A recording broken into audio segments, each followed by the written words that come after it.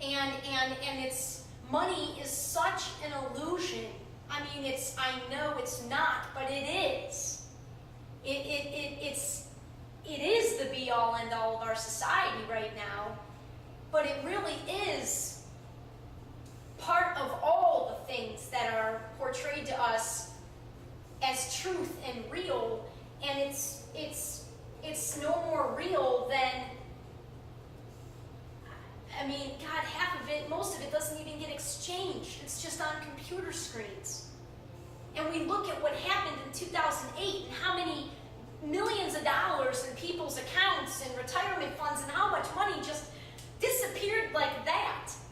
And how quickly we forget that there's really the security that we've built into this concept of having money.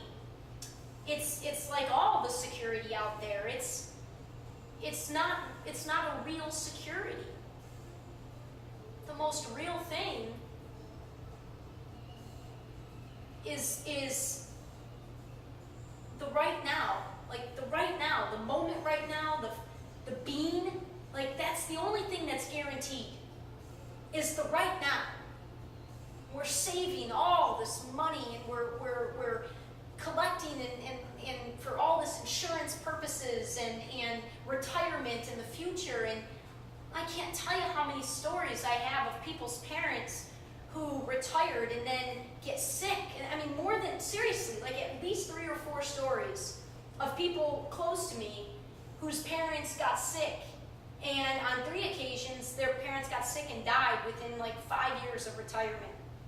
You know, you work your whole life and you think then you're going to enjoy it when you're past 65 or 70, and there's just no guarantees. The most powerful moment is right now.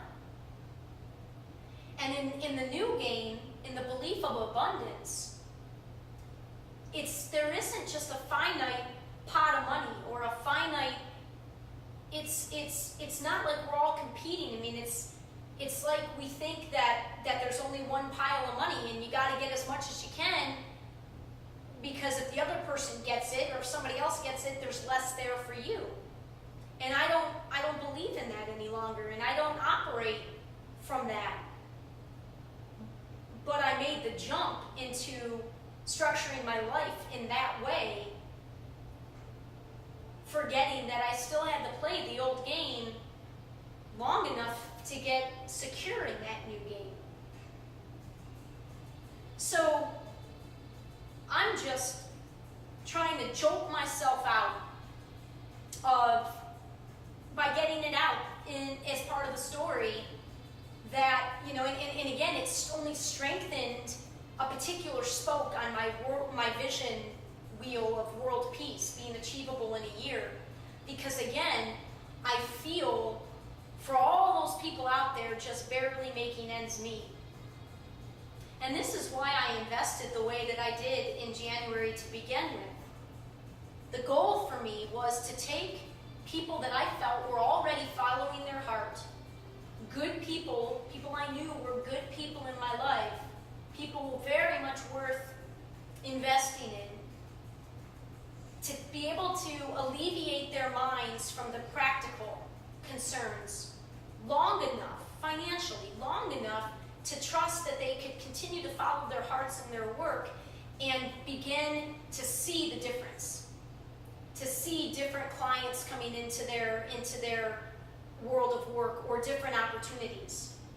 And it has not been a complete waste. Not at all. But I just didn't take care of myself. I didn't take care of myself. And I mean, the other thing that I'm doing in the midst of all this was trying to live my truth for the first time, and also not giving myself any space to come into that and fully what that meant. And I don't regret the stories that I've shared thus far about my family, because it's very relevant. But pretty silly of me to think do what is easily perceived by others to be airing out the family dirty laundry. Not what I intended.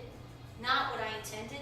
Hard not to make that seem like that, because again, I couldn't share my story without sharing the way that I did, and specifically to bring my immediate family into the public eye. There's no way for me to share my story and not do that. And I don't regret doing that, because I've tried very, very hard to make it so clear that I didn't do that out of blame, it's not out of hurt, it's just out of love, and love for myself more than anything. And there aren't any hard feelings, but pretty silly for me to think that those people that I've now unintentionally possibly offended or hurt or made upset would be able to reach out and be able to help me through the transition. And again, it's all good. I don't want anybody's pity. I've never wanted to be given anything. I've earned everything I've ever gotten in my life. And when I'm given something, it just doesn't feel right. So I know that I will begin to earn an income with my work when I've earned it. And for me, I've set the bar really high, because I will earn it when I'm able to live it to the degree that I've sort of set everything out at. I mean, I've set myself up as a teacher of this new way. And I do believe I can teach it. And I do believe I understand it. And because so few people in the world are living like this, I know I'm one of the few. You know, really, there aren't that many people out there living like this, but I can't, until my life demonstrates what I'm talking about, how can I expect to make a living from it?